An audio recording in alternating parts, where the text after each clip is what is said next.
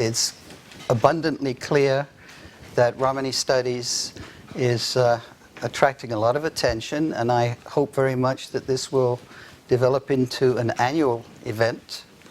And let's all work towards promoting that possibility. What I want to do, first of all, is just make a comment before I get started. We've had some wonderful presentations today, but they have dealt either with Roma in Europe or with Roma in the past. And I want to remind you that there are hundreds of thousands of Romani Americans, maybe twice as many in South America. So perhaps in future years we can be a bit more up to date and have more Romani voices involved and working together the way we've started to. What I want to do is give you an overview of what we now are beginning to understand about Romani origins and what the implications are for moves ahead and how to deal with a lot of the problems that have come up in the presentation so far. If you go to the library, there are a lot of books about gypsies. Quite a few new ones, but the ones that find their way into libraries are pretty old and tend to repeat the same old theories and stories and so on. And the prevailing story about the origin of the Romani people is that there was a king in Persia in the 5th century who had a visit from his son-in-law from India, and the son-in-law noticed that the citizens in Persia all had long faces and needed cheering up, so he told his father-in-law, his name was Bahram Gur, that he would go back to India and send him a gift of musicians to cheer up the citizens in Persia. And this, almost certainly this happened in history, because the same story with minor modifications turns up in at least 4 different independent sources. One of them, for example, says there were 12,000 musicians, another one says 10,000 musicians. And this story got into the books and gets repeated over and over again. And I'll come back to that in sequence. When the first Roma showed up in Europe, which was in the early Middle Ages, the Europeans didn't know who they were. We know from existing records that in 3 or 4 instances there were Roma who were able to tell the Europeans who they were and where they came from. But it didn't become common knowledge. The main movement of Roma into Europe occurred with the westward movement of the Ottoman Turks. And coming across from Anatolia into the Balkans, the Europeans, of course, felt under threat because the Islamic world was encroaching upon the Christian world and had already started to do that in southwestern Europe with the Moorish occupation in Spain. And it was seen as not simply a religious threat, but also an economic one, because the trade routes in Europe went eastwards, went through the Middle East, out to the Indies, and these were now blocked off. So access to the Holy Land for pilgrims, access to the trade routes for merchants, blocked off. And this then led to the search for alternative ways to get around the Muslim world to the trading centers of the East. So when the Roma came in, they were assumed to be in some way connected with the Ottoman Turks. It didn't take the Southern Europeans too long to realize they weren't Turks, they weren't even Muslims. But that didn't explain who they were, and there were different names were applied to them, even Turks. But there were two labels in particular that stuck, and these were brought in from Anatolia. That's where, as you know, where Turkey is now. And one was Egyptians, and one was the hands-off people, or the don't-touch people, which in Byzantine Greek is atsingani.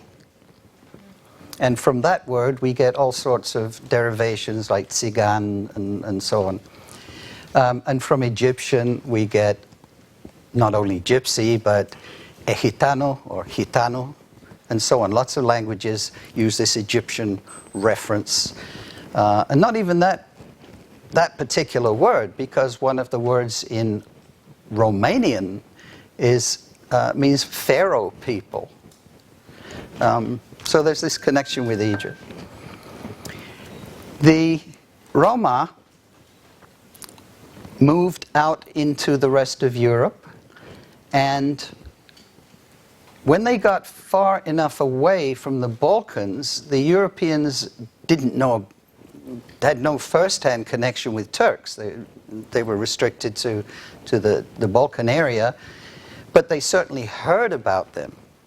And so it was easier for the Northern Europeans to assume that these dark-skinned outsiders were in fact Turks or Tatars, some kind of invaders. And so we get a different approach to the arrival of the Romani population in the north. The Europeans still didn't know who the Roma were. They knew who they weren't, but they didn't know who they were. And those Roma who were able to say where they'd come from, their voices got lost in history, and the understanding of the history itself became lost amongst Roma. And that's pretty significant. When you lose the details of your own history, and you're not able to tell people who you are and where you come from, that allows outsiders to come up with all kinds of suggestions of their own, and they certainly did. And when we look at the various hypotheses that were put forward over the centuries, one, for example, that Egyptians came from the moon. One of the Elizabethan names was moonmen. Another hypothesis was that they had come from inside the hollow earth. Another was that they were actually Jews who had gone into hiding during the anti-Jewish pogroms in the Middle Ages and had hidden underground for so long, and when they came out they were all dirty, and that would account for the dark skin. It was also assumed by a lot of people that gypsies weren't a real people at all. They were made up of the criminal dregs of lots of different European societies. They deliberately darkened their skin with walnut juice and made up a secret jargon so they could practice criminality. All of these ideas were circulating. Another story that has become part of the conventional wisdom has to do with the breakthrough, the revelation of the actual origin of the Romani people. The story is that in 1760, a student of theology from Hungary, his name was Valley Stefan, was attending the University of Leiden in Holland. And he came from a fairly wealthy family in a town which today is called Győr in Hungary. And on the family's estate, they employed a lot of Romani laborers. And he had presumably become friendly with them and had learned quite a bit of our language. And on this particular occasion, as the story goes, he was in the students' common room at the university, and there were 3 students from India. And he went to sit with them, and he's kibitzing, listening in, and they're discussing Indian language. And he's recognizing that the words they are using are like the Romani words that he had picked up back home in Hungary.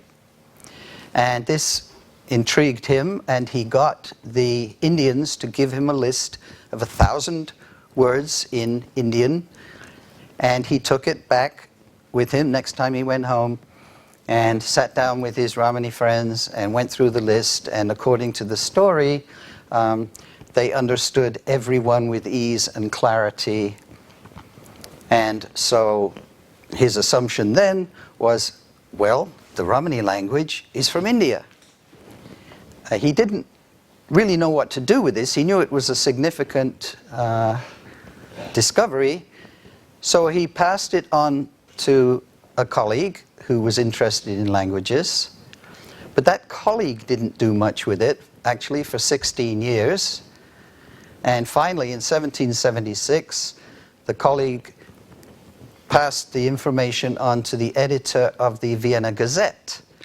And the Vienna Gazette published some short notices about this, the bottom line being Zigeuner, gypsies, are Indians.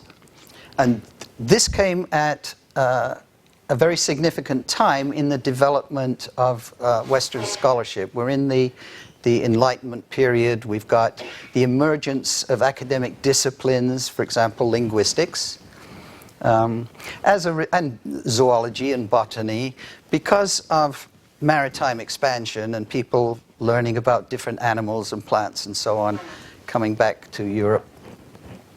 So I'll come back to that in a sec. I wanted to track this story down because it's a significant story. And I went to the University of Leiden some years ago. And I went through all the records. There is absolutely no record of anybody called Stefan Valli having been a student at the University of Leiden. There's a record of 3 Indian students. And in fact, that university to this day has a reciprocal arrangement with India that 3 Indians come to the Netherlands and 3 Dutch students go to India, and they complete their graduate studies in each other's country. And that's what these 3 Indians were doing. This story appeared in a couple of places in the late 1700s, but it became best known through a book by somebody called Grellman. Grellman wrote, it wasn't the first full-length book, but it's the first one people think about, Heinrich Grellman, on the gypsies. And it was quite a racist book. He apologized in the introduction for having to study gypsies. He said it was like a scientist having to study a nauseating, crawling thing in the interests of science. But he went ahead bravely and published his book. But he was writing at a time and had an assumption that followed through the 19th century, that there was some sort of genetic connection between the language you speak and your genetic history. And so the assumption was, well, if these people speak an Indian language, they must be Indians. Of course, that's a silly assumption. But it turned out to be correct, but it was still a bold assumption.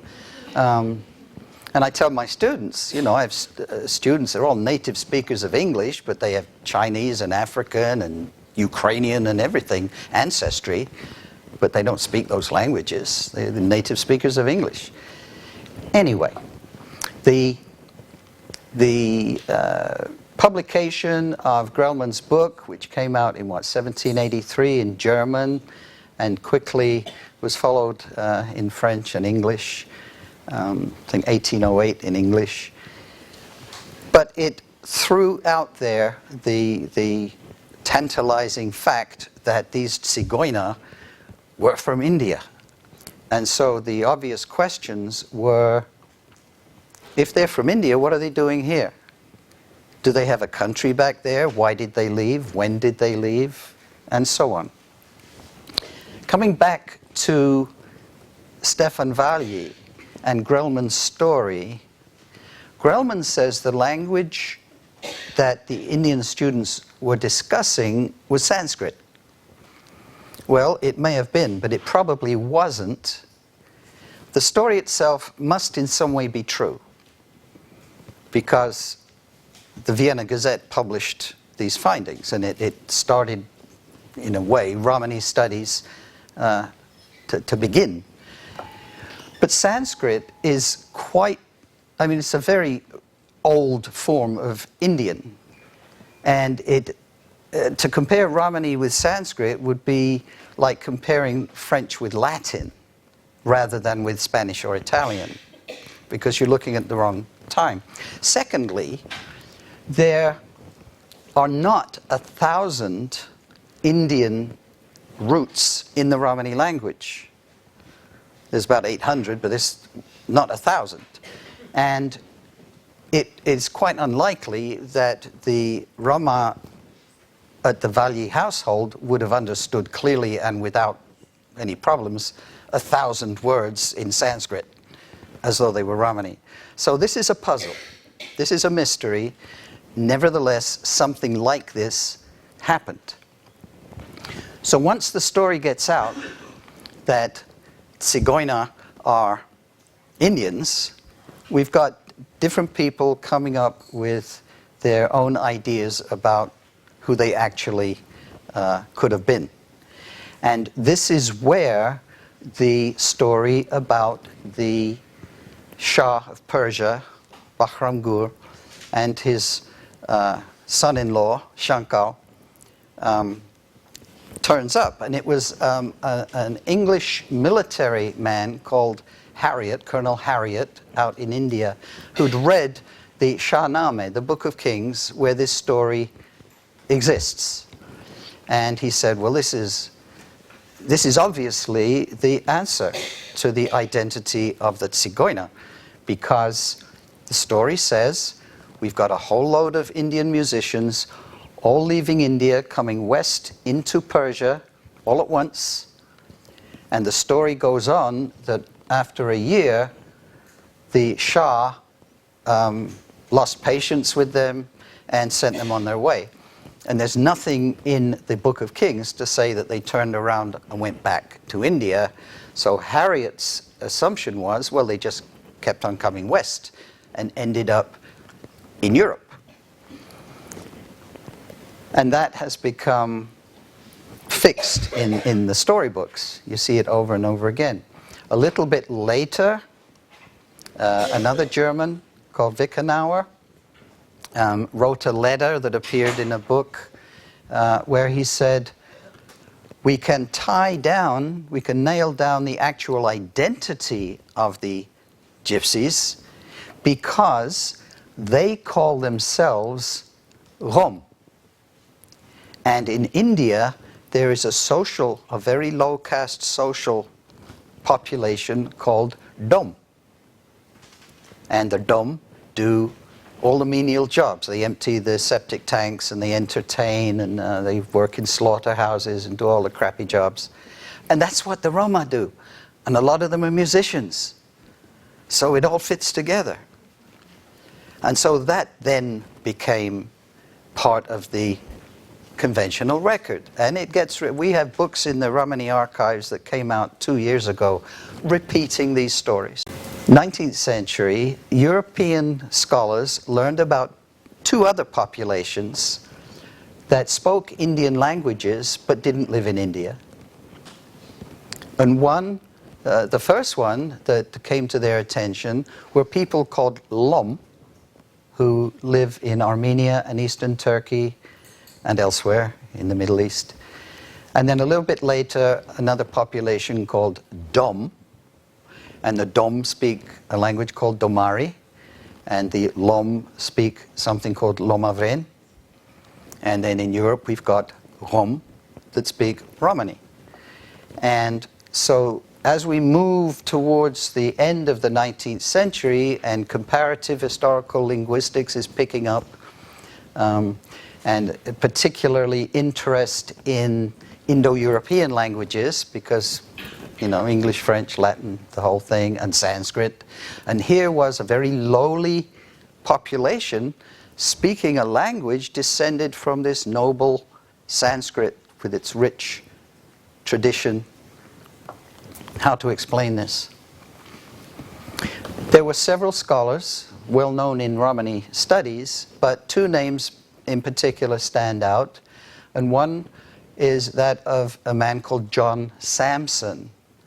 John Sampson, he was an Irishman, but he was the librarian at the University of Liverpool, and he is really best known for finding a variety of Romani, a very pure variety of Romani, spoken in Wales. And he wrote a massive grammar and dictionary of it. It's become pretty much extinct. I was over there in Wales a month ago. There are people who know some, but it's pretty much had it as an everyday language. But Sampson was able to record the whole language in a magnificent book, and it's worth looking at if you have a linguistic interest. But he believed that the Lom, Dom, Rom populations all came from the same early migration out of India. He didn't go for the Shahnameh story, the 5th century. He said 9th century, 800s. And he said there was a movement. He didn't really explain why, but he said there's a movement of Indians out of India. They travel through Persia and then go off in 3 different directions. Some of them stay pretty much in the Middle East because the Dom today are centered in Syria and Jerusalem, in that part of the world.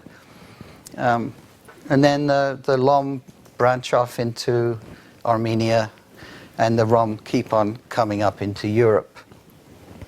He was challenged up to a point by a later scholar called Ralph Turner, who was an Indo-Aryanist. He's produced a wonderful dictionary of the Indo-Aryan languages, Hindi and Punjabi and so on. And he said, well, the migration probably didn't happen in quite the way Sampson said it, but he still saw three people leaving at once. But the way he saw it, they separated in India and then came west. Not a big difference, but a substantial one. So these have become the accepted stories about who Roma are and where they came from and so on. And different scholars were interested in recreating the original Romani language. What is it most like in India? Where was it spoken? Who were these people? In recent years, a number of us who grew up speaking Romani and who are educated have re-examined the history. And also, linguists in India have become involved. And that's important because they have access to sources and languages that most Western scholars don't have. Some of us started to look at Romani in a different way.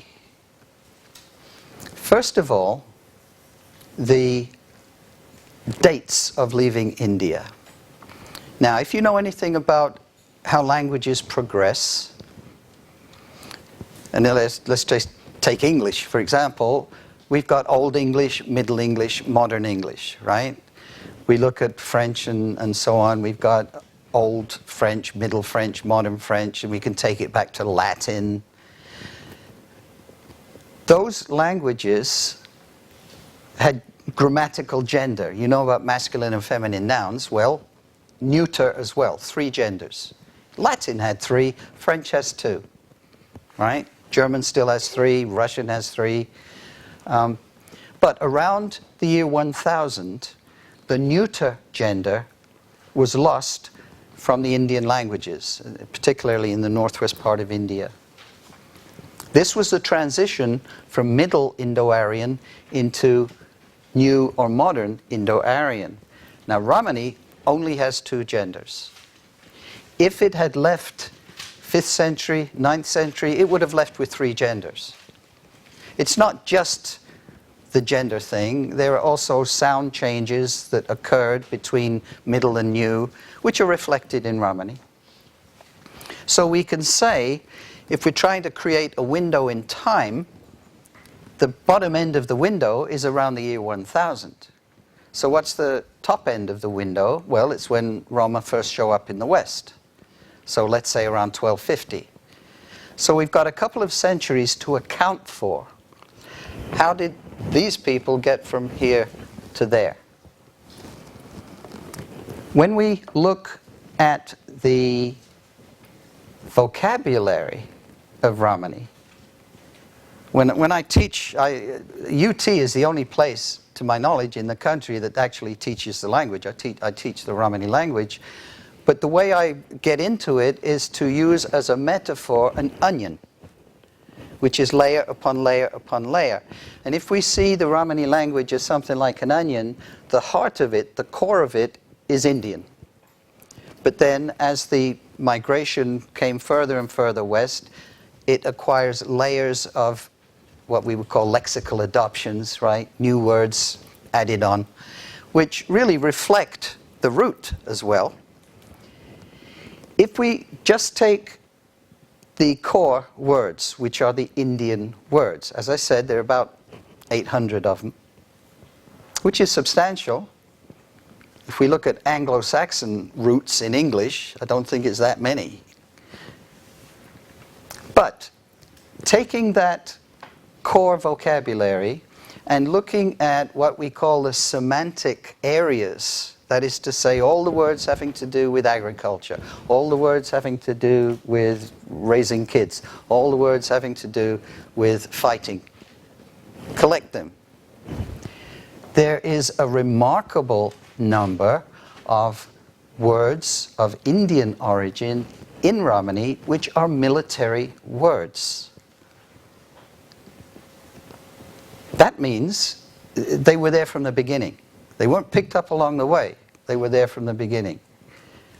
So many words. The word for spear and dagger and prisoner of war and defeat and so on and so on. If the book that was mentioned, my most recent one called Danger Educated Gypsy, if you are interested in this in more detail than I'm giving you now, all those words and lists and so on are all in there. You can see for yourself.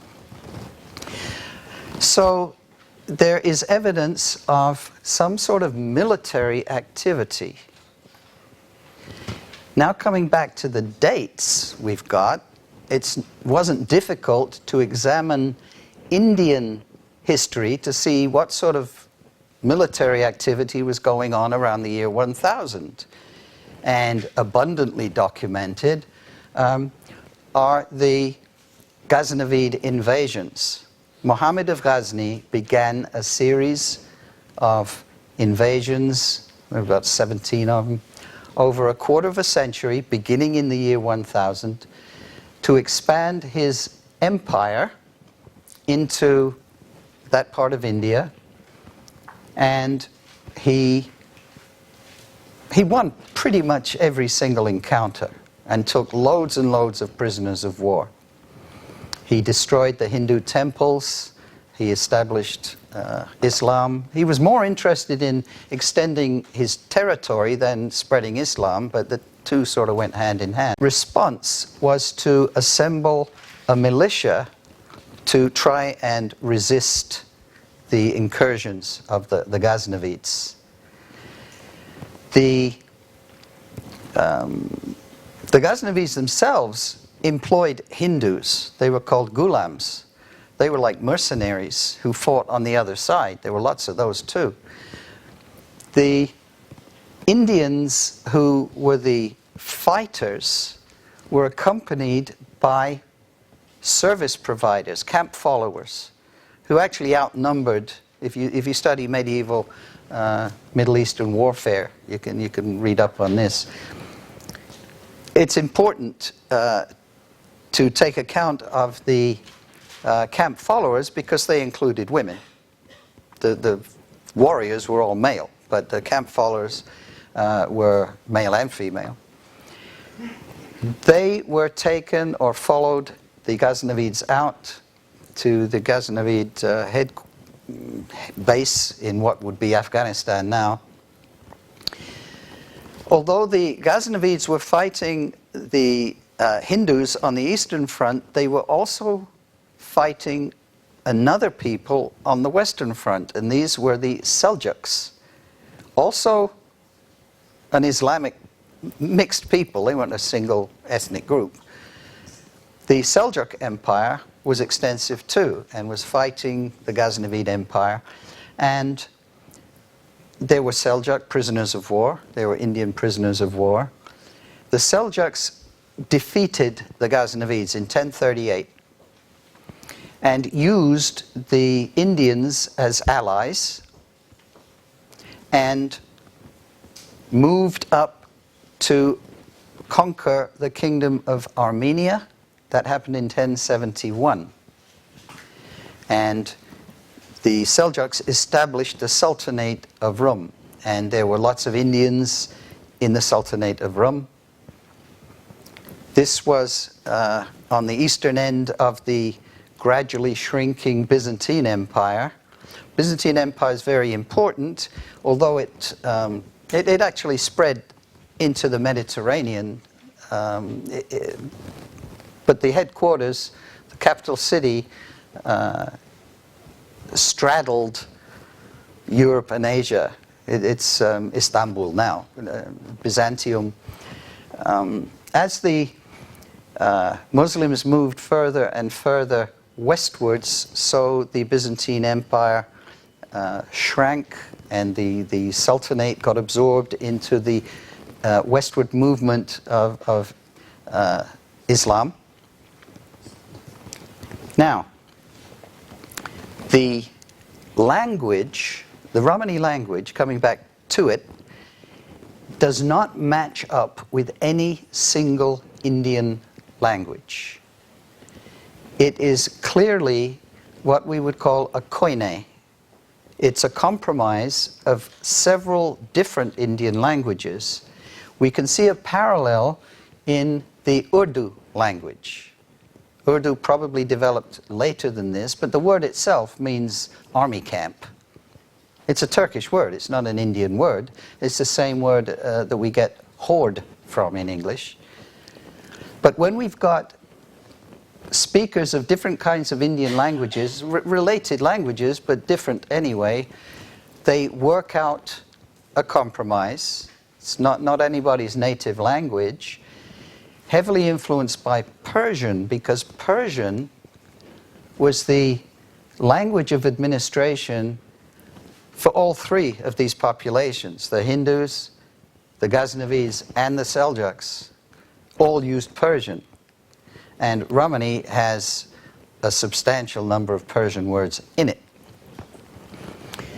If we look at the language, we see that there are, first of all, the sources of the Indian words are from different Indian dialect groups. To take the numbers, right, which are Indian, They come from 4 different Indian languages. So we have to accept that the Romani language started out as a compromise language spoken by a conglomeration of different Indian peoples. That's important.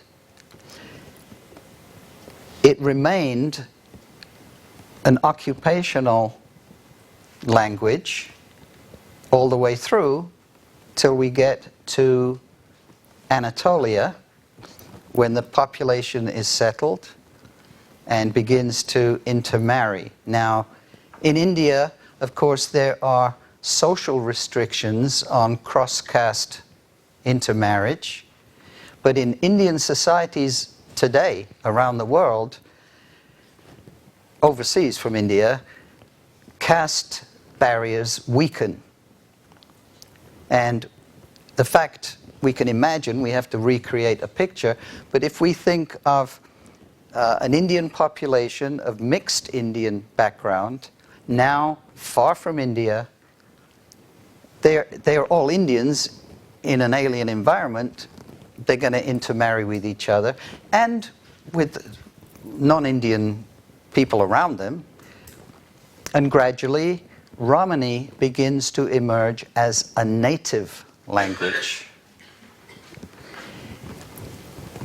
If we look at the onion again, we've got this core, which is Indian.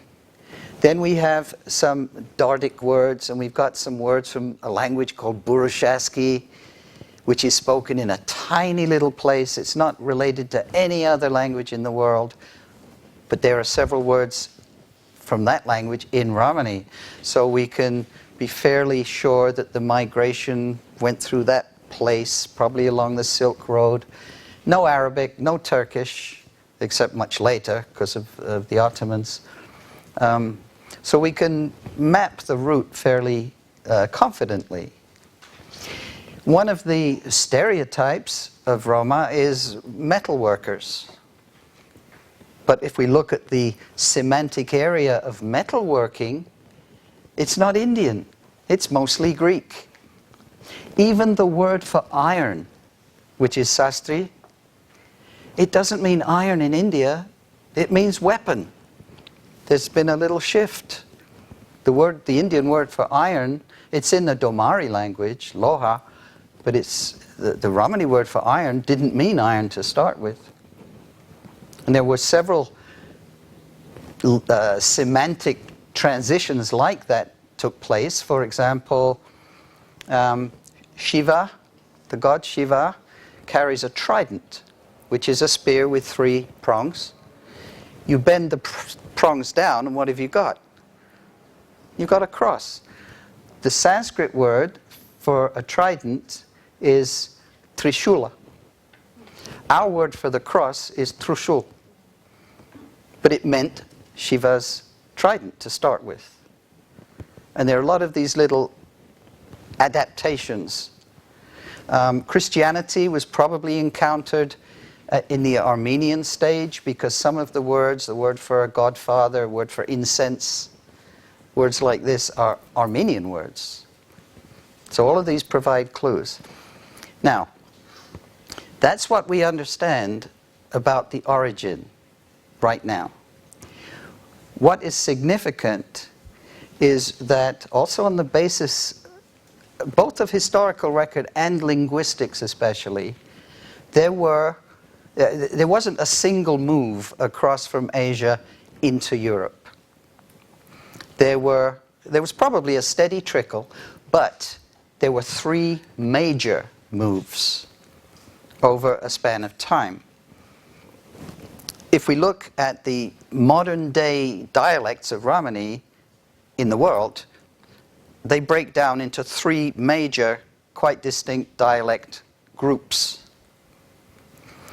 The first crossover went furthest, and the descendants and the people who speak the descendant of that occupy the extremities of Europe. So we're looking at Scandinavia, Britain, down into Spain.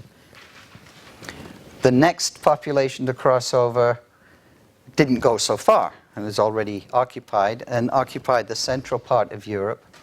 And the last population to cross over, these were the ones that came over with the Ottomans and didn't go far at all, because what had been going on in Europe were the Crusades, and that had depleted the manpower and the artisan workforce. And the Roma came in, especially with metalworking skills, and had plenty to do in Ottoman-occupied Balkans. And they were given lots to do, and the demands placed upon them became excessive. And so a lot of them started just move away into other parts of Europe. This affected negatively the labor force, and so by the 1300s we start to get documents showing that Roma have essentially become property. They're being given as gifts, they're being bought and sold. We have a family that was sold for 40 horseshoes, for example, because in order not to lose them, they became property, and that gradually, by the 1500s, had become written into the civil codes in Moldavia and Wallachia as slavery. They became property. And then we move into centuries of more and more legally defined slavery. And we don't get abolition of the Romani slavery until the middle of the 19th century. And that was in response to two things. One was the introduction of mechanization, which made a human workforce a liability. You don't have to feed a machine. But in Paris, and we're going back to Romania with stories of how the Western Europeans were enlightened and slavery was such a terrible thing, and doesn't Romania look backward?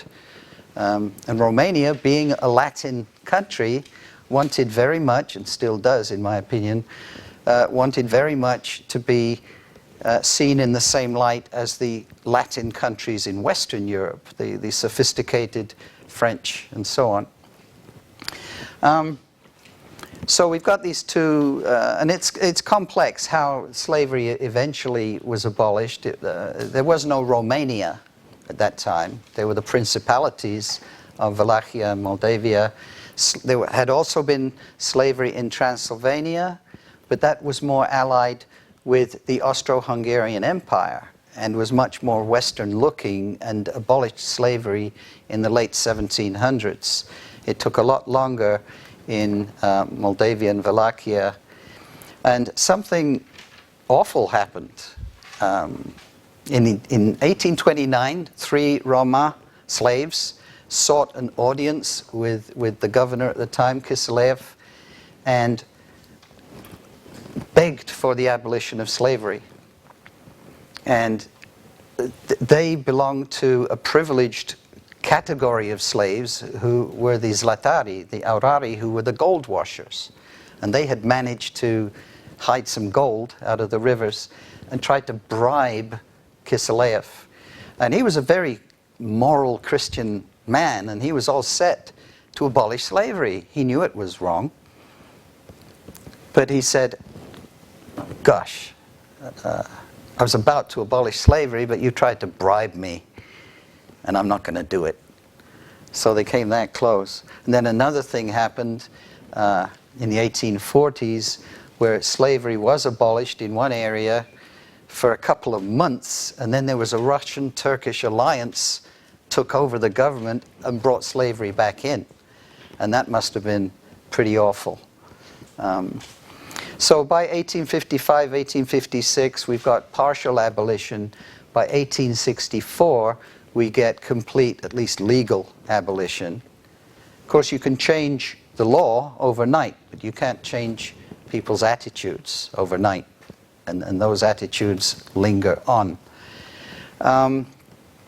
In other parts of Europe, in Western Europe, the way to deal with Roma was to ship them off to the colonies, the new colonies. And we've heard about Spain today.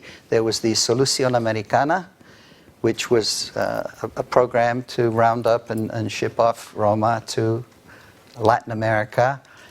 And what's interesting, my students, my Hispanic students in Texas, know quite a few Romani words in their Spanish that they don't know are Romani.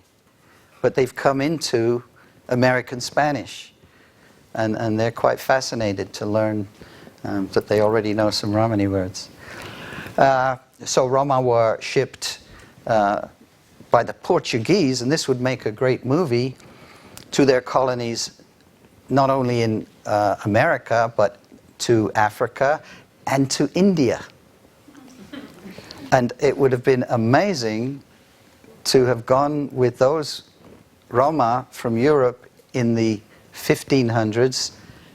They'd been away for 500 years from India, but still speaking an Indian language and looking Indian. What it must have been like for those people. Great movie there, or novel. So this is what we understand now. Now, the significance of this, how this relates to now, as Romani identity was crystallizing, as the language was coming into being, so that population was fragmenting and moving away from Anatolia. That means that there was never one people fully formed in one place at one time. So when I was younger and more naive, I used to talk about Romani reunification, and I was hot on that. It would not be reunification. It would be unification, but not reunification, because we were never one people in one place at one time. Nevertheless, we are one people. And this is the anomaly, and this is where European governments still don't get it. Our roots are in Asia.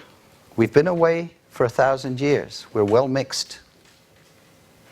But the language we speak is Asian. The culture we maintain is Asian. We have never existed in Asia. We are an Asian people that's only existed in the West. A square peg trying to fit into a round hole. One mistake that writers make is to think that we're all the same. We're not all the same. So one size doesn't fit all. There are some populations which maintain the language and the culture very strongly. There are other populations that hardly do at all. So there's that. There are different countries that are prepared to spend different amounts on their gypsy, quotes, problem, which we call a Gajot problem. So what's good in one place won't work for another place. And it's even more complicated, because let's take Sweden, for example, which is generally a pretty decent place for Roma to live, but there are 7 different distinct Romani populations there. Some don't talk to others. It's difficult to get consensus. There are Roma who will say, well, we're the real ones. They may not be Gaji, but they're not us. They're not real gypsies. Those ideas really have come from outside. What I would like to see as a way to get through this is education, not only for non-Roma, but for Roma too. Most Roma, we don't know our history. We have to learn about it. The fact that our roots are in India. And these days, with the internet and going into a 7-Eleven and talking to the Punjabi guy behind the counter and freaking him out with words, people are becoming better acquainted with the idea, but what makes my group, for example, different from your group, that would make me reject you and say you're not like me, these are factors from outside. What we have to do is look at what we have retained from the beginning, what we share. We may have more of it than you do. We may have a different word for it. Some people in here say marime, some people say makari. It's the same thing, different dialects, but the concept is the same. We use the same words, even if the dialects are different, but the basic stuff is all the same. And the more we understand that, the more we can cooperate and be a powerful voice and take control again of our identity and not get rid of the G word. I don't mean gajo, I mean gypsy. But get it to be used properly. It's just used for anything these days. Big fat gypsy wedding. They are not gypsies. They're Irish. They're white folks. We got to reclaim ownership of the name. Okay, thank you.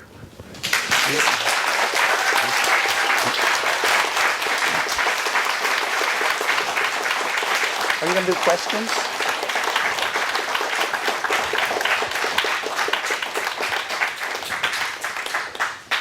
Love to have a discussion. We have upwards of 9 or 10 Roma here, actually, which I think is awesome,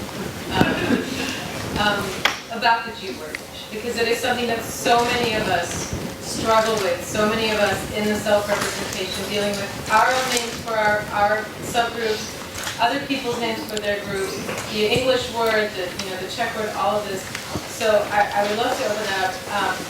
Maybe I'll just stop there. I have another question, but I think it's much more. It's good that you said that because it is a problem. One of the problems is, well, in my earlier book, We're the Romani People, which I wrote for teachers, so it'd be good for,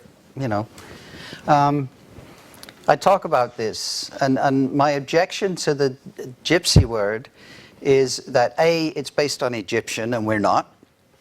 It's like calling Native Americans Indians, which was just a historical mistake.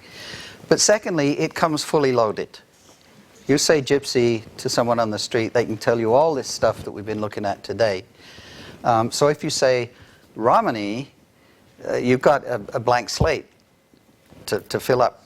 The problem is that in our own language, we don't have one word that covers every group. Because Roma, I got a problem with Roma, to tell you the truth. First of all, it's a masculine plural noun. It's not an adjective. You cannot say she is a Roma. That would mean she is a bunch of men. What I do, what I recommend, and I've seen it used today, is use the adjective the way we do with other peoples. French, they are Romanis. Sinti people hate to be called Roma. Romani Chal, we don't, for Romani Chals, Roma would mean husbands. A married man is a Rom. You get Romert, right? You get married. So there isn't one word in our own language. So we resort to gypsy, and let's face it, that's the word we use all the time. We have a new site, and I want to draw attention to, where's Mario? Oh, there you are. Mario Williams there has created gypsy.com. Maybe, I don't know about now, sometime it'd be good if you say a few words about that. It's not, what you close with basically is that the word's not going away. If you listen to all of the speakers who spoke today, we've heard about Roma, Romas, Romanis, Roms, and all these are amongst educated people trying to describe gypsies. If you cross this one on the street and you say, I'm a Romanichal, I'm a gypsy, oh. This would be the same here, anywhere in the world. If you say, if you want to cut the discussion off real quick and end it, I'm a gypsy, oh, okay. That's done. So that's the word. Mm-hmm. So what do? You go, We can't do this from without, let's do it from within. Take steps to take ownership of the identity. The identity is linked to what you call yourself. Your name is your identity. So to get this identity solidified in the world, you need to take control of that image and you start with the name. Yeah, we're not alone. I mean, Welsh, right? Welsh is the Anglo-Saxon word for foreigner. They were called that in their own country when the Anglo-Saxons came in. The Celts had been there before, and they're called foreigners. They don't call themselves Welsh, they call themselves Cymry. But yeah, what do you do? There's a big discussion going on one of our websites of how Native American groups are getting angry with the Redskins and the Braves and so on, and the appropriation of Navajo is the big one that's being discussed now. You know, leave it alone. That's our name. You can't call yourselves that. So it's become sort of political. So I don't know, and I was just thinking about your comments, Mario, because I grew up as a Gitana, as a Spanish woman in Marin County, in Hill Valley, so the only ones I remember was the church. Then you said, oh, I'm a gypsy, okay. So I haven't had that experience. I've had the experience of like, you know, I'm a gypsy. Me too, I love to travel. You know? Oh yeah. All the time. All the time. It was a trip growing up because it was like, I'm a gypsy, dad's a gypsy, families are gypsies. But people were coming dressed up on Halloween and they were calling themselves gypsies and they don't look like my dad and just like on. So, you know, my dad's like, what are you talking about? I don't know anything about Romani. I don't know what that means. And I'm like, you know, I can call myself gypsy, but it's better call me Roma if you're not Jay, sorry. But that experience of I'm a gypsy and people say, oh, okay. Well, No. I'm from Austin. Originally from Austin, where we teach this. Right. And there's a little bit more awareness there. One, because of what his work, but also because we have about 300 families in the north side. And we have such a large population of English gypsies, Romani, that the population is well aware. And so some people would say that I talk with an accent. Even in that area, no, I don't hear it. But I can In Texas, they say But I can be in Texas, in Austin, and be on one side of town and be buying a drink at a store, and they'll say, well, do you know so-and-so? You talk just like them. And there's that many of us in the Austin area. Right. So it's a little different. But I think that that's kind of at the core of it too, because it is very surreal to feel like you understand your own identity, but yet, especially for children, to be met with, you know, that kind of anxiety of just knowing that if you tell somebody, they don't know what it is. Well, weren't you told not to tell anybody? Yes. Because we all were. I've never done what my father told me.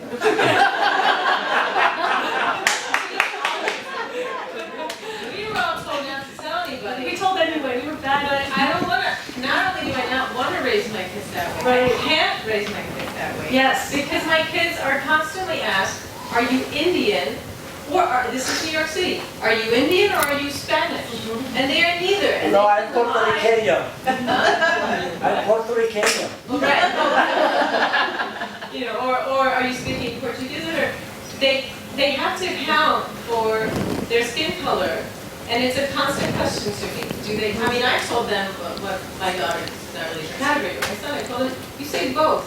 You say Romani, and it's not Romania, and you say it means gypsy. But if he just says gypsy, people are not only not going to get it, they're also going to get all sorts of things that are wrong, you know. And, At this point, you're going to see Irish people in large dresses. What you said, Petra. What do we tell our kids? You know, does anybody have a formula that you think works particularly well? This use of Romanian and Romani, they're very similar, really upsets the Romanians. And we get a lot of hate. We get some really vicious hate mail about this. And we got one a couple of weeks ago, and it says, why do you keep calling yourselves Romani? You're not us, and so on. The fact is, Romania as a nationality dates from 1862. Romani is a word, goes back to Sanskrit. So we're not taking anybody's name. It's much older than the name of Romania. But still, they don't like it. And on the census forms, a lot of Romani Americans will put Romanian instead of Romani, which pushes up the Romanian quota and brings down the Romani one. So I want to thank everyone for this conversation and remind you that tomorrow we're actually having a roundtable discussion from 12 to 2, and this is a perfect conversation that I want to continue, and that will be in the International House, which is at the top of Bancroft. It's a big white building with a dome on the top, you can't miss it. And it will also be tomorrow featuring Karina, her experiences as a human explorer in other areas of the community. So I'm really looking forward to having a chance for more casual conversation together. One more question? I have one Yes, question, one more question. Okay. but I think he's first. Ian, thank you for all your hard work. Definitely, you got my attention when I came here in America in 93, and just outside of